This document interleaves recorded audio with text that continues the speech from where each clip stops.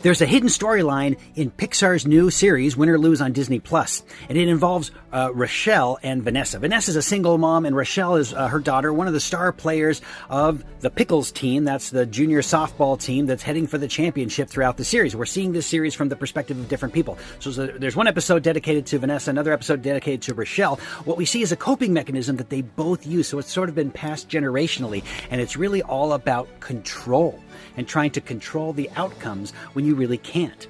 And so what we see is for Vanessa, for the mom, she has this habit of always ignoring the world around her and engaging just with social media, talking to her followers, seeking the likes to make her feel better about her situation. But what we see in a more imaginative sense is she and we'll see it through being manifested through sparkles and stars and rainbows and all this kind of stuff when she touches people and makes them happy and whatever. And she's really trying to use this sort of power of positivity, and not that that's not a bad thing, but using it as sort of like a mask, right? Using it as a way to sort of ignore maybe the realities of the world around her, and even perhaps in an attempt to just manifest, if you will, what she wants to see happen.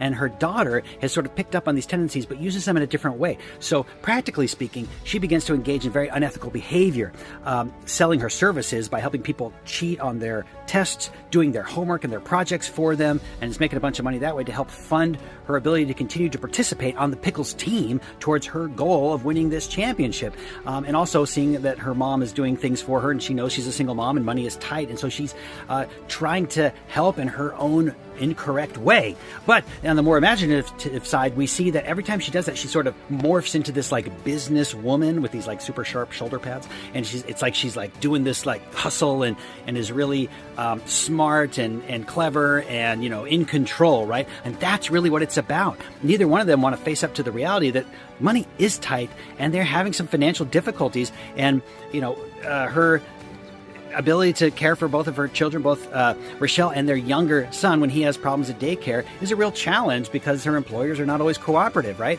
And she thinks that she can just control that with this sort of positivity. She's also got, of course, and she's seeking the praise from social media, right? Instead of facing facts that she might not be able to afford to continue to be on that team.